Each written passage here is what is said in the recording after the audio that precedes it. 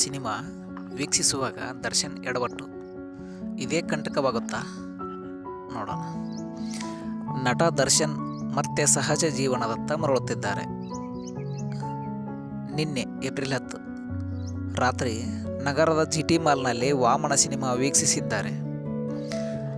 ಧನ್ವೀರ್ ಗೌಡ ನಟನೆಯ action thriller cinema ಈ ವಾರ ಪ್ರೇಕ್ಷಕರ ಮುಂದೆ ಬರ್ತಿದೆ.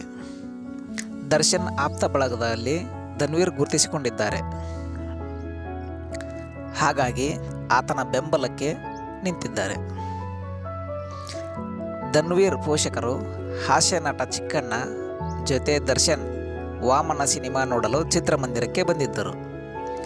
ಬೆನ್ನು ನೋವಿನಿಂದ ಬಳಲುತ್ತಿರುವ ದರ್ಶನ್ ಕುಂಟುತ್ತಲೇ ಚಿತ್ರಮಂದಿರಕ್ಕೆ ಆಗಮಿಸಿದ್ದರು.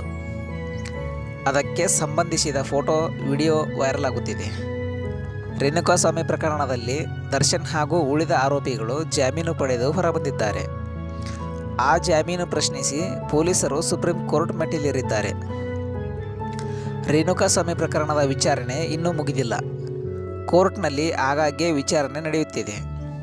ಮಂಗಳವಾರ CCH 57ನೇ ನ್ಯಾಯಾಲಯದಲ್ಲಿ ನಡೆದ ವಿಚಾರಣೆಗೆ ದರ್ಶನ್ ಗೈರಾಗಿದ್ದರು.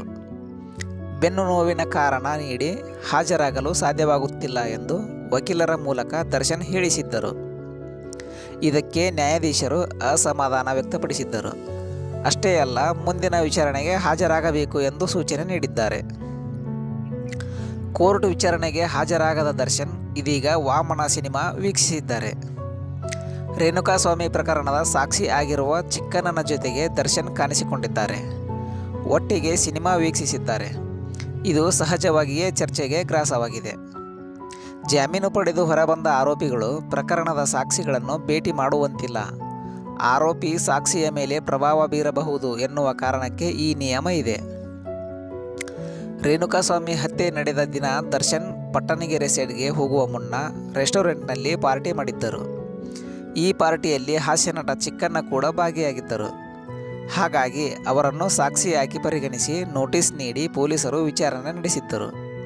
ಆದರೆ ಆಗಸ್ಟ್ನಲ್ಲಿ ಪರಪ್ಪನ ಅಗ್ರಹಾರ ಜೈಲಿಗೆ ಭೇಟಿ ನೀಡಿ ದರ್ಶನ್ ಅವರನ್ನು ಚಿಕ್ಕಣ್ಣ ಭೇಟಿ ಮಾಡಿದ್ದು ಭಾರೀ ಚರ್ಚೆ ಹುಟ್ಟಾಕಿತ್ತು. ಪೊಲೀಸರು ಈ ವಿಚಾರವನ್ನು ಗಂಭೀರವಾಗಿ ಪರಿಗಣಿಸಿದ್ದಾರೆ ಎನ್ನಲಾಗಿತ್ತು. ಇದೀಗ ದರ್ಶನ್ ಜೊತೆ ಮತ್ತೆ ಚಿಕ್ಕಣ್ಣ ಕಾಣಿಸಿಕೊಂಡಿದ್ದಾರೆ. ಇದು ಅವರಿಗೆ ಸಂಕಷ್ಟ ತಂದೊಡ್ಡುತ್ತಾ ಕಾದು ನೋಡಬೇಕಿದೆ. ಇದೇ ವಿಚಾರವನ್ನು ಮುಂದಿಟ್ಟು ದರ್ಶನ್ಗೆ ನೀಡಿರುವ ಜಾಮೀನು ರದ್ದು ಮಾಡುವಂತೆ ಪೊಲೀಸರು ಕೋರ್ಟ್ನಲ್ಲಿ ಆಗ್ರಹಿಸುವ ಸಾಧ್ಯತೆ ಇದೆ. ಸಿನಿಮಾ ವೀಕ್ಷಿಸಿದ ಬಳಿಕ ದರ್ಶನ್ ಮಾಧ್ಯಮಗಳ ಮುಂದೆ ಮಾತನಾಡಿದರು. 10 ತಿಂಗಳ ಬಳಿಕ ಮಾಧ್ಯಮಗಳಿಗೆ ಎದುರು ಬಂದಿದ್ದರು. ಆದರೆ ವಾಮನ ಸಿನಿಮಾ ಕುರಿತು ಮಾತ್ರ ಮಾತನಾಡಿ ತೆರಳಿದ್ದಾರೆ.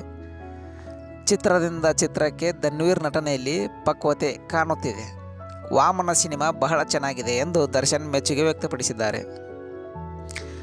ಟ್ರೈಲರ್ ನೋಡಿದರೆ ಬರೀ ಆ್ಯಕ್ಷನ್ ಎನಿಸುತ್ತದೆ. ಆದರೆ ಚಿತ್ರದಲ್ಲಿ ಮದರ್ ಸೆಂಟಿಮೆಂಟ್ ಇದೆ. ಆ್ಯಕ್ಷನ್ ಸನ್ನಿವೇಶಗಳಲ್ಲಿ ಧನ್ವೀರ್ ಪರ್ಫಾರ್ಮೆನ್ಸ್ ಚೆನ್ನಾಗಿದೆ. ನಾವು ಮಾಡುತ್ತಿರುವುದು Kannada cinema, fan India cinema ಅಲ್ಲ. ಕರ್ನಾಟಕ ಜನತೆಗೆ, ಇಲ್ಲಿರುವ ಪ್ರೇಕ್ಷಕರಿಗಾಗಿ ಸಿನಿಮಾ ಮಾಡ್ತೀವಿ. ಒಳ್ಳೆ ಕತೆ ಸಿಕ್ಕರೆ ಖಂಡಿತ ಧನ್ವೀರ್ ಜೊತೆ ನಟಿಸುತ್ತೇನೆ ಎಂದು ಹೇಳಿದ್ದಾರೆ.